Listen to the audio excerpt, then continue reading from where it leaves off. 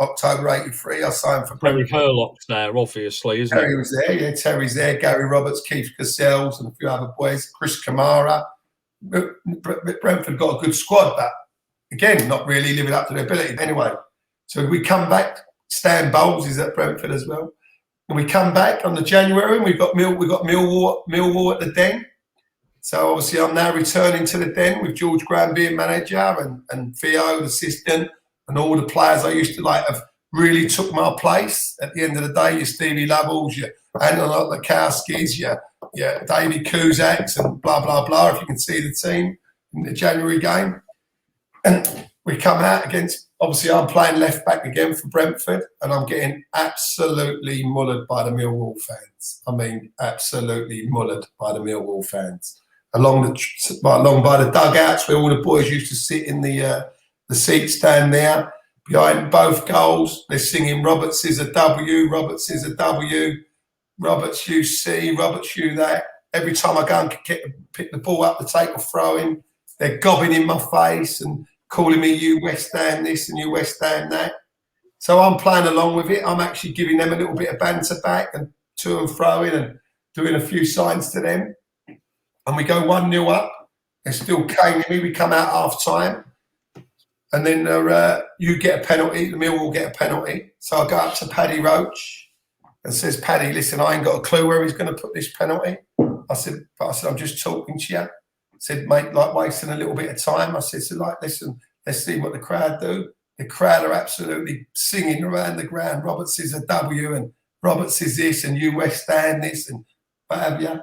Lovers does no more, puts the ball away 1-1. Then about 10 minutes later, I break down the left, get pulled over, get fouled and make out there's a bit of water on the pitch. So I make out like all the Millwall fans think I dived. So I start making out to swim as if I've dived. I'm like, and all things like that, getting them at it.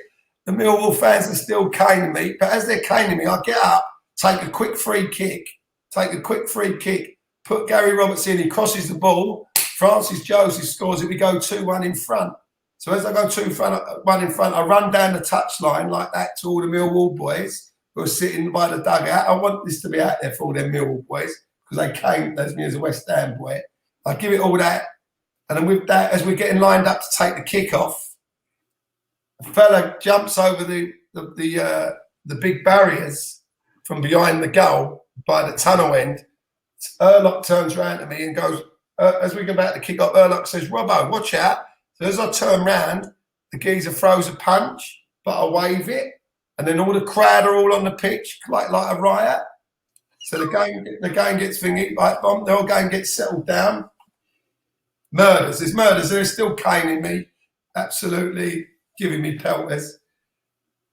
And Stan Bowles is sub.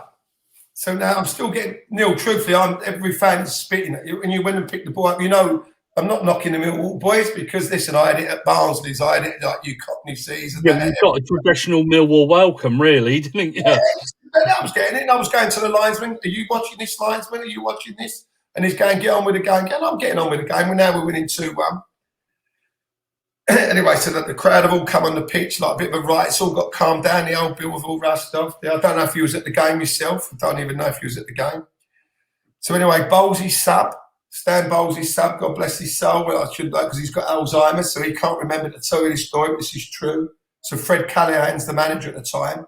He goes, Bowlesy, warm up. He goes, Robbo, are you all right? You all right? I went, yeah, I'm all right. He goes, Bowlesy, go and have a warm up. So Bowlesy goes for a warm up, runs down the pit, runs down to the corner flag, as you do, Neil. And as he goes to the corner flag, a Millwall fan leans over the wall, goes, Bowlesy, pulls out a big sheath, like a big knife, right? Goes like, goes Bowlesy. He goes, if you go on, you're getting this, right? The Millwall man. He runs back to Fred Callaghan. He goes to Fred, leave Robbo on there. He says, I'm going nowhere. He said he can stay on there. You were never the bravest, was he, Stanley?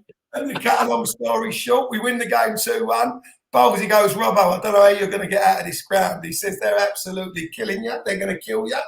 And after the game, the police all came in and said, Mr. Roberts, you can't leave the dressing room. Obviously, now I'm in the away room.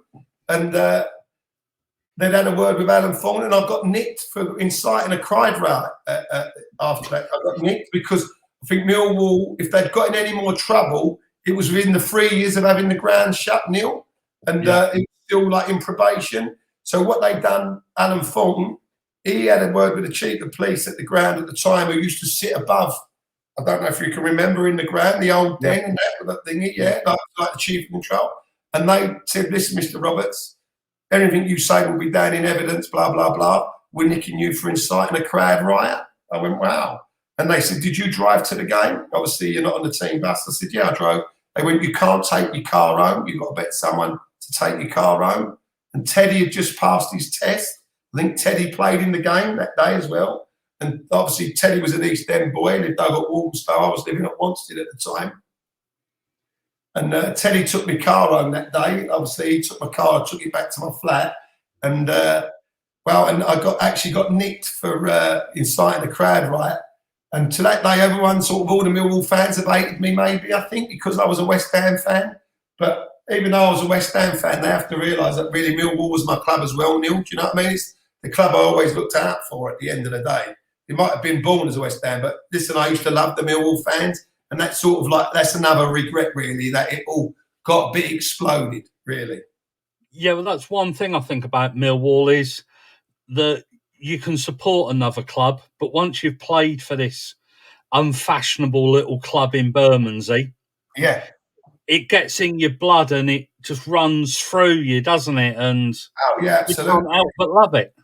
Yeah, as I said, but that's a regret that I think because, there was a little bit of the way I'd left and being a West Ham boy, that they thought I was sort of like slagging Millwall off, and I would never do that. Like, as I said, I used to love the Millwall, love the Millwall fans, and still see a few of them like driving the cab now, and some of them are recognising. I'm not too sure they recognise when we barn it like this, but they probably will do now. Now you've been on here, but I mean, because I think when John Lyons coming back, I mean, I'm going to retract a little bit. When Johnny Lyons, that season in 1980, won Player of the Year, and there was the Player of the Year down up near Rotherhithe Tunnel, and Johnny Lyons went to got the Player of the Year, and West Ham was in the FA Cup final, got the FA Cup final, and I went up there, and Johnny Lyons went to do a speech, but he was paralytic. He went to do his speech because obviously, and I went, "Give us the mic," and I sang "I'm Forever Blowing Bubbles" on the mic, which I don't think went down too well at the 1980 Player of the Year. That's a true story as well, that one. Yeah. That's all in jest, though, Neil. It was all in jest. You know what I mean? Yeah, the only worst thing you could have done was to wore a bloody claret and blue scarf that day, really, wasn't it? Yeah, that's good days. It was all in jest. It was a little bit of banter, but like you used to do a player profile. I mean, in the programs, and it'd be like born West Ham, date of birth, blah blah. But favourite team West Ham. But it was like who do you support as a kid? But Neil, you're not going to tell a lie. But it was like, wow, it was like amazing how the fans would be, because obviously me and Dave Martin was big West Ham fans. Do you know what I mean? Gone to the cup finals and that. So you don't just not write it down, do you? But Millwall fans would think, wow, how's this boy playing for us and he's a West Ham fan? It's crazy. Yeah, I'm surprised you didn't get lynched before. Yeah, no, but no, I've had me brushes with the Millwall fans with playing for them and playing against them. But listen, it was a lovely club to play for. And as I said, I'm sure there's not many boys who've played 146 league games before they're 21 years of age. Actually, I mean, Mate,